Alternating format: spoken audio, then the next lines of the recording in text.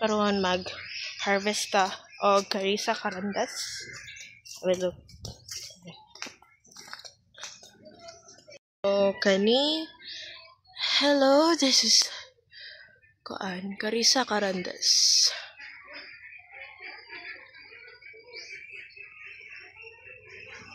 Na siya'y 1, 2, 3, 4, 5, 6 5 to 6 nga kuan.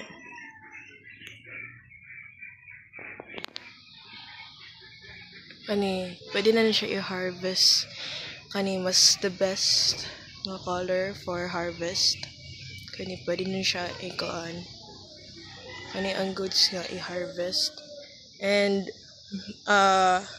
pati katong medyo violet ihang kuan, pwede na nato siya ipa-violet kaya dali ra siya mo kuan mo blackened and like mo kuan siya kanang di na siya pwede kaunon. Aslom daw niya siya, so hindi na to i-try. So mo niya to nakuha. Dako ka siya. Tapos sa kuwang kuan. Like mga 6 feet. 6 to 7 feet, I guess. And mamunga na siya for like 5 years. 5 years lagi pa kuan. Same age ka Marcos. Ano siya yung flower? Ano na yung flower? Ano na yung flower?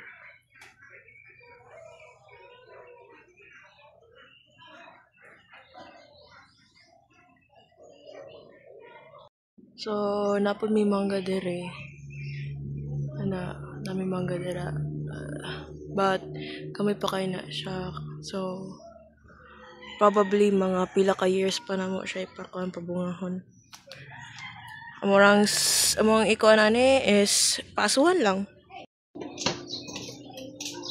Where did you find Ate? Carissa Carandas. Huh? It's the berries. Look! It's the Indian berries. Look! Indian berries! Indian berries. Indian berries! Yeah. Pero ato pa ni i-wash. Gusto mo try? Sige, ato i-wash ha. Ew! Ate, what is even this white thing? Ito sa. I don't eat Hindi daw mag-eat si Teo. Kasi it's aslom.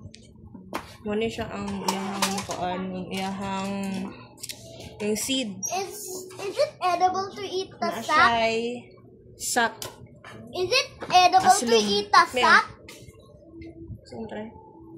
Gamay lang. Kamay? Ate. Napa may tagok. Ate, is the sap edible? Hmm? Is the sap edible to eat? Yeah. Huh?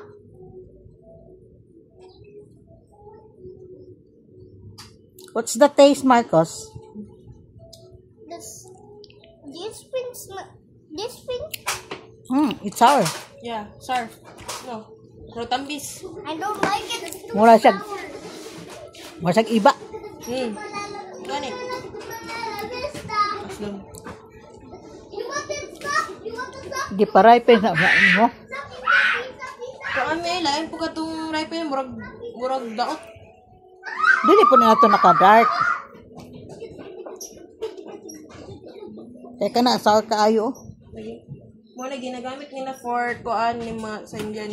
Ginagamit nila for dishes ba? Mga putahe.